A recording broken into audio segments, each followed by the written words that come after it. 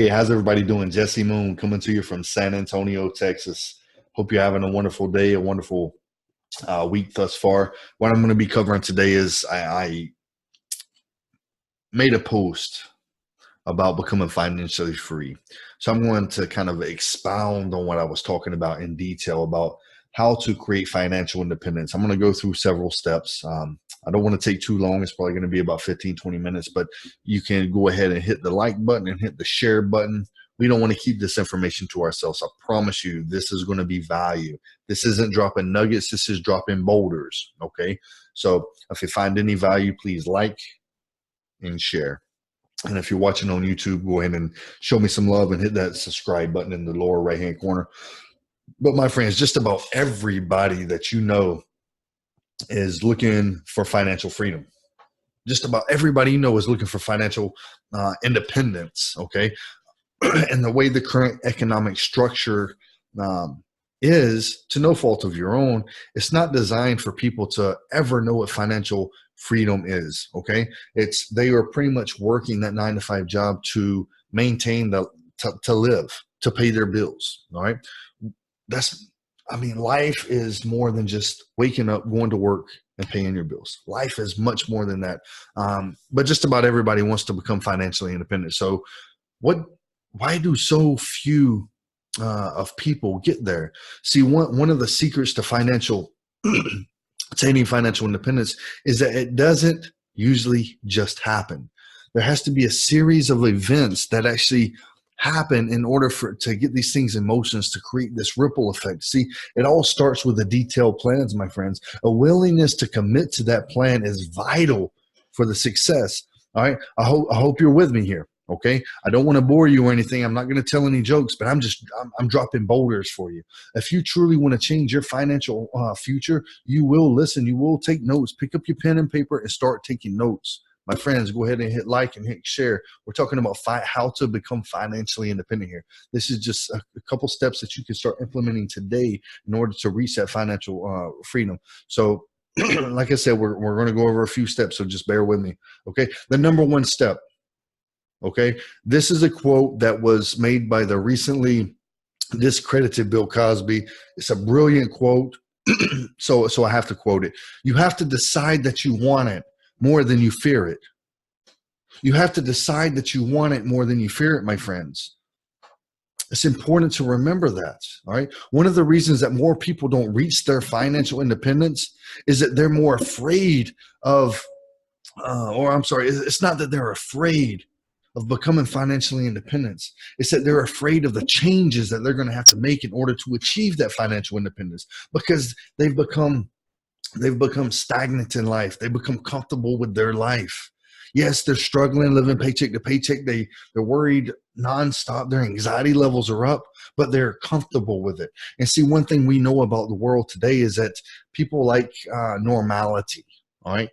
They have accepted defeat already, and they have accepted that that's how their life is going to be for the remainder of their days here on earth. My friend, you have to break free of that mental slavery. You have to break free of it. Challenge the status quo, my friends. If you're new to the financial planning process, my friends, it's important to remember that you don't need to go from 0 to 60 overnight. It is a journey. It's a process, my friends.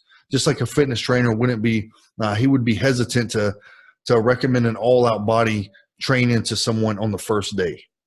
All right. You would break that person down mentally. You would break them down physically. They wouldn't be able to get back up on the second day. They wouldn't be able to walk into the gym on the second day because they went all out the first day. You don't have to go from 0 to 60, my friends. This is a journey. All right. Remember that the tortoise beat the hare in the race. All right. Just remember that. All right. So you have to pick a reasonable and attainable goal. And you have to get used to achieving the small wins. All right. And the wins to track your financial independence. All right. You have to create that routine, create those small attainable goals. All right. So if you're new to, for example, if you're new to savings, what I want you to think about right now is you don't need to immediately put half of your paycheck to the side. You want to start with small amounts, okay? Maybe $20 per pay period, maybe $50 per pay period, whatever you can fit into the budget that I'm going to help you create later on at another meeting. But you want to increase it as you get more comfortable with putting $20 to the side and $50 to the side. You can increase it as you become more comfortable with it. So starting out slow will help you build the confidence that you need for the long-term success that you're trying to create here. So in order to become financially free, my friends, you have to have a serious heart-to-heart talk with yourself. Now, you always hear me talk about you have to have that conversation that you don't like having with yourself, because that's when you're going to start being able to identify those fillers, those needs, and see, that's when you start to identify the flaws. And see, when we start to identify the flaws, we get scared, because we're seeing who we truly are. We're seeing what we've been through, what we've been going through, thinking in our mind that, yes, I'm achieving, but you're really not.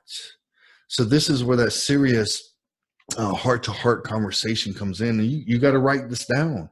You need to take notes on this, because you're going to answer some serious questions that, if not answered, you'll never see financial success or financial independence, my friends. So the first thing I want you to get clear in your mind when you have this heart-to-heart talk with yourself is, I want you to define a clear definition of what exactly financial independence means to you. See, following someone else's definition of financial independence, that's not going to get you there, my friends, because they may have a different viewpoint than you do. They may have been raised differently than you. They may have different family traditions or values, or just see in a whole different perspective than you do, my friends. See, the second thing I want you to do is, I want you to create a realistic picture of your current financial situation. See, a lot of people, we're on social media, Facebook, Instagram, Twitter, all these other, YouTube, D-Hub, some of the other decentralized social media sites, and we're painting this picture that we want everybody to see, okay? But yet, if they came into your house, would they see the same thing? They're viewing your life through a filter. Are you viewing your life through a filter? And you're starting to create that and make it a reality. This is where that heart-to-heart conversation comes in. It's going to put that spotlight on the real you, okay? I want you to also create a realistic idea of what you're going to have to give up in order to get to where you're wanting to go, my friends. A realistic assessment of the obstacles that are going to be standing in your path. Because we know one thing about this world, it's going to throw us curveballs. And we're going to have to be resilient. And we understand that the outcome is always, it's not going to be dictated by the curveball thrown our way, but it's going to be dictated by how we handle it. Two different people can have the same obstacle, but come up with two different outcomes depending upon how they handled it. See, a series of goals that's going to help you become financially independent.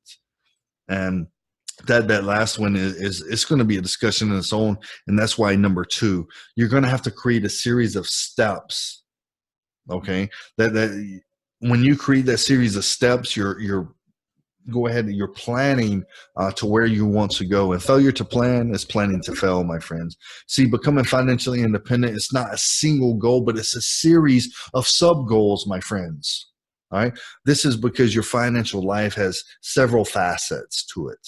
All right. In order to reach your overall goal, my friend, your overall goal of financial independence, you're going to have to establish some of the other goals in various areas of your finances, including increasing your income.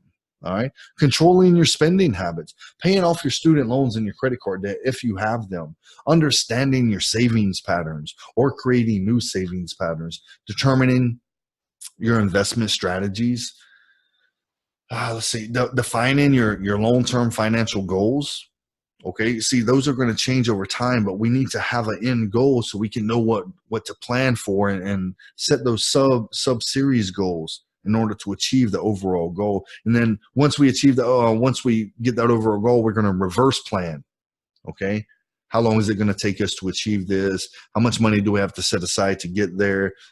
Is it going to be simple interest or compound interest? We create a detailed plan for you so you can actually get it.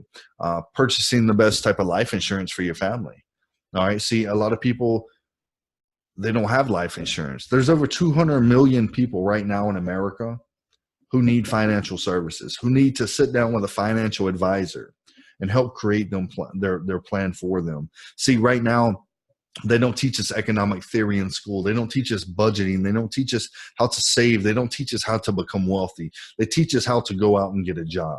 Okay. They teach us how to read a book. They teach us how to write a paper. They teach us how to go and get good grades, but they don't specialize in anything. Right. So just like if your car breaks down, right, you're going to take it to a mechanic because they specialize in fixing automobiles. That's not your specialty, so you're not going to do it. You're going to take it to somebody. So if finances and budgeting and accounting is not your specialty, why would you try to create a budget for yourself? You need to go out and seek a trusted financial advisor. This is what I do. This is my profession. My friends, I help people get their financials and get their finances in orders and set them on a path towards financial freedom, my friends. And then ultimately, you're going to have to start implementing a legacy for your heirs, for your kids, for your kids' kids. We're talking generational wealth. That's what you want to create, because when you pass, you don't just want to leave a memory. See, memories fade over time, but legacies don't fade, right? You ever remember the movie The Sandlot? Legends never fade, okay? So we're going to reach those in different categories. All right. So the number three step that I want to talk about, and it's going to hit home for a lot of you. And you're going to say, well, how can I do it any less than what I'm currently am? Because 76% of Americans are living paycheck to paycheck right now. And I tell you what, that right there, it saddens me. Like, it truly saddens me, because I believe in people. I believe that we were all born, that we were all born to win, that we were all born to succeed. So to see 76% of Americans living paycheck to paycheck, that's just mind-boggling, my friends. But number three step, you're going to have to commit right now. I'm talking about right now. As you're hearing my voice, commit right now that you will live beneath your means for the rest of your life. A lot of you are struggling right now. You're probably eating ramen noodles, eating some beanie weenies, eating frozen pizza. I tell you what, I'm not knocking you, because I eat it all the time. I don't eat ramen noodles anymore, but beanie weenies is like my go-to. I love beanie weenies. I love frozen pizza for a quick snack, but beanie weenies, that's my go-to right there, and it's cheap, right? So if I can pick one step out of the steps that I'm going to give you, step number three, commit right now that you will live beneath your means. That step is critical. It doesn't matter if you hit all the other steps. If you do not complete step three, you're not going to achieve financial success. I'm sorry. You're not going to achieve financial success. So the reason this one's so important, this one single step is so important, my friends, is that it's going to provide to you the spare cash that you'll need in order to accomplish most of the other steps that I'm going to talk about.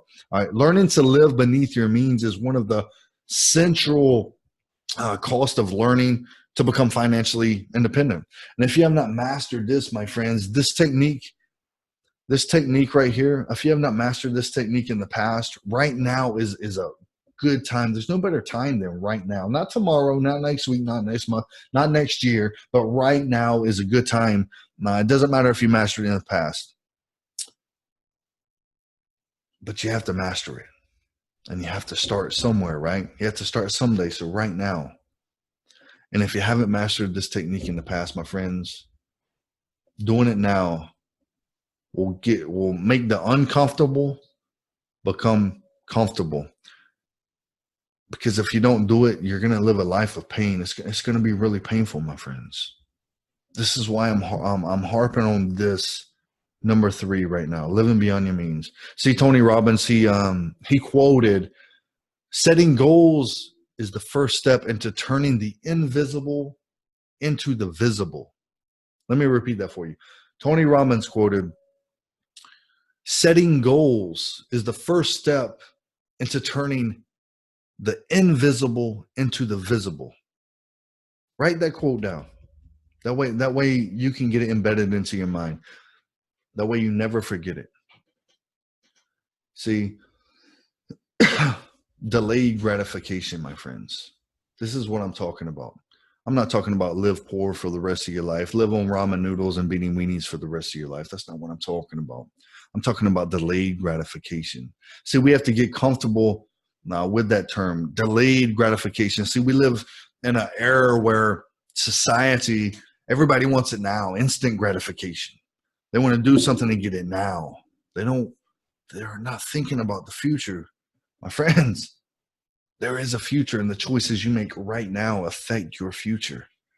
No matter how small or how big, it affects your future. So you have to get comfortable.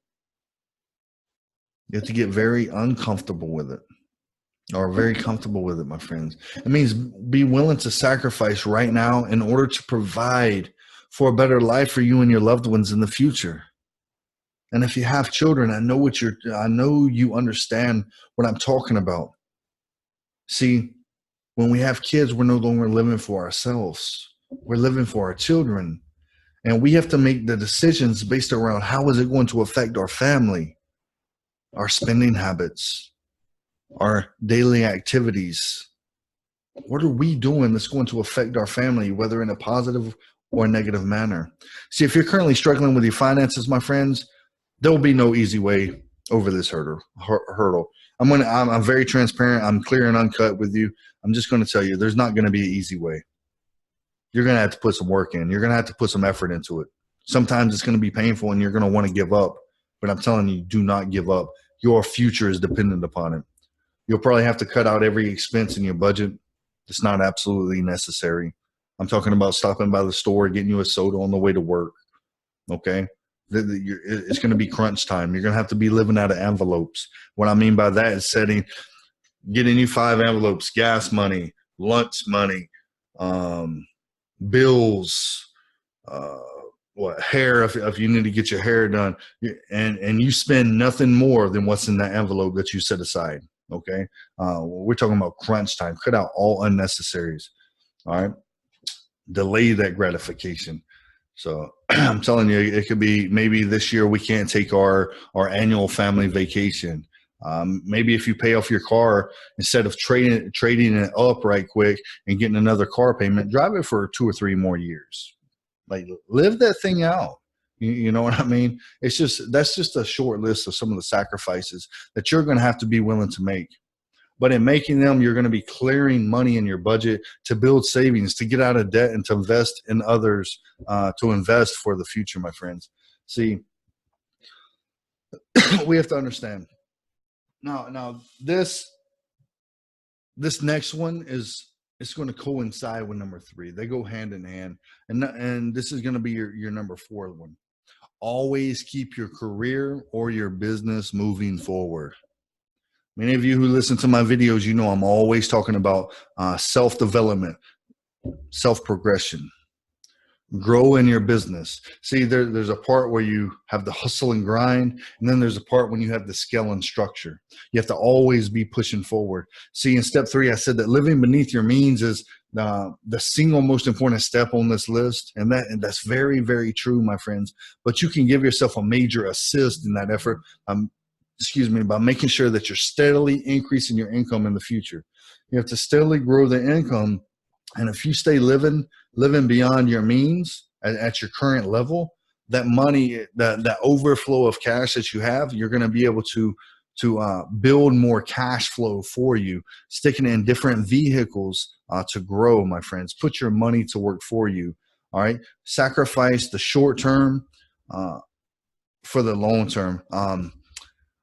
There was one of my friends, I'm not going to name any names, but I just asked him one quick and simple question. I said, are you willing to go through short-term pains for long-term gains? Or do you want the short-term gains for the long-term pains? And he said, Jesse, he said, I want the short-term pains because I want the long-term gains for myself and my family. I said, perfect answer. And now he's making a lot of money. His family's in a better place right now. And he thanks me all the time. I'll post some messages so you can see it. But it's just, that's why I got started in the financial service industry, is because when I can impact someone's life to that magnitude, my friends, there is nothing more honorable than that. That definitely humbles me by seeing where somebody was and now seeing where they're going is pretty freaking awesome. But you always have to keep your career or your business moving forward. By keeping your work skills sharp, my friends, increasing your value to your employer. If you're out there and you're an employer working a 9 to 5, you have to continually increase that.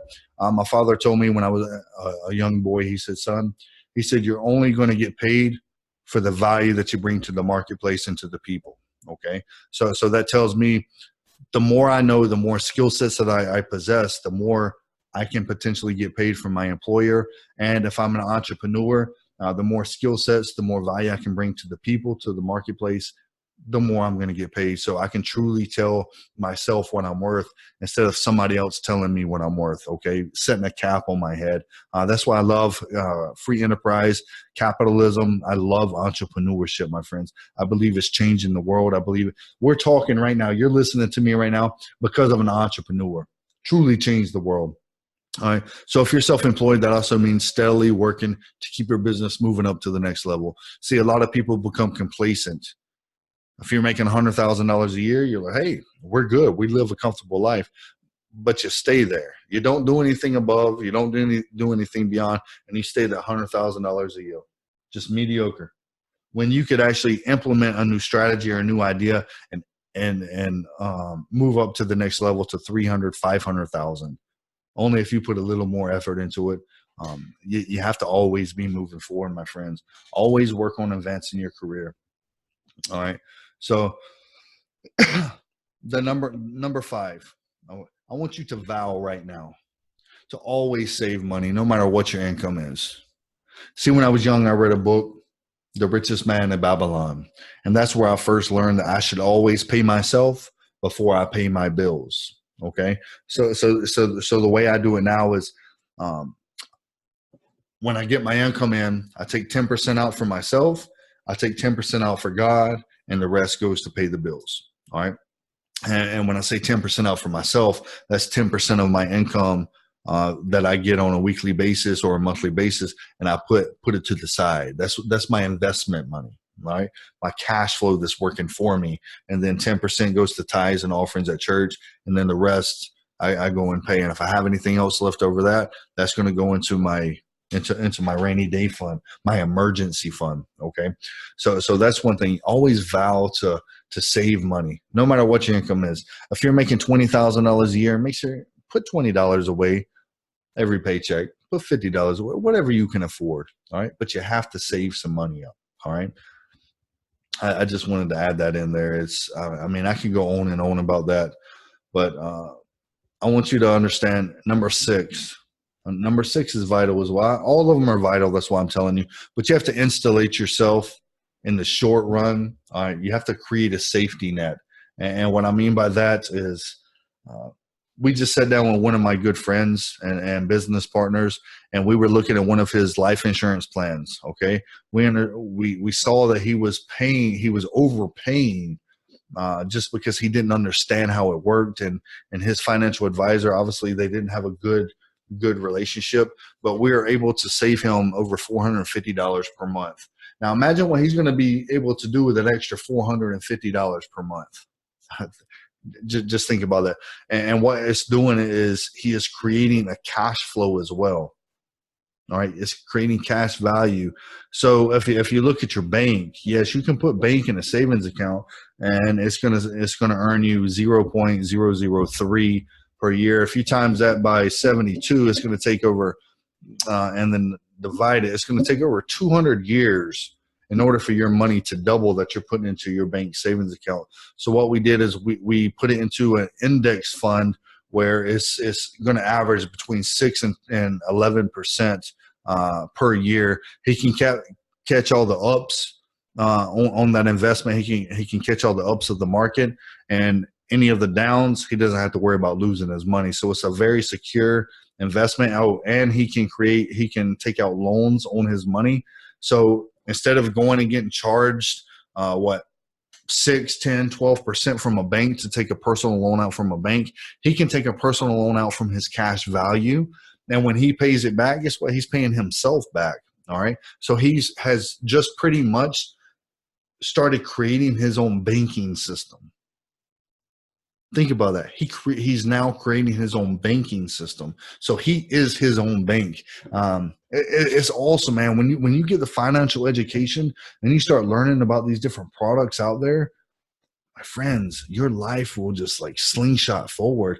It's crazy, but you have to create a safety net for yourself, my friends. If you've been living paycheck to paycheck up until this point, your first savings goal should be to create a safety net. I promise you, it should be to create a safety net. Safety net. What are you going to do if you have an accident tomorrow? Of no fault of your own.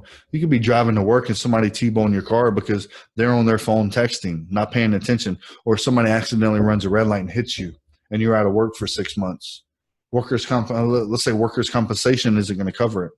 You don't have any income coming in. What are you going to do if you don't have that safety net? Think about that. If that right there, that little scenario, it happens all the time. If that doesn't open your eyes to your needs, I don't know what will, my friends. My friends, it's vital to your success to create that financial freedom. My friends,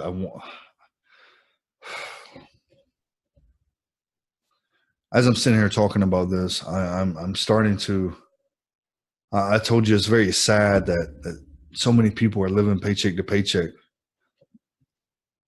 They're living beyond their means right now because it's like they're constantly feeding into society, and society's telling them they got to have the best shoes out, they got to have the best gear, name brand clothes, they got to go out and do this, take family vacations. Their best friend just went on a cruise, so they're having to go on vacation and try to. It's like they're always competing with one another. How about you find a different way to compete? How about you compete with who can save the most money over an extended period of time?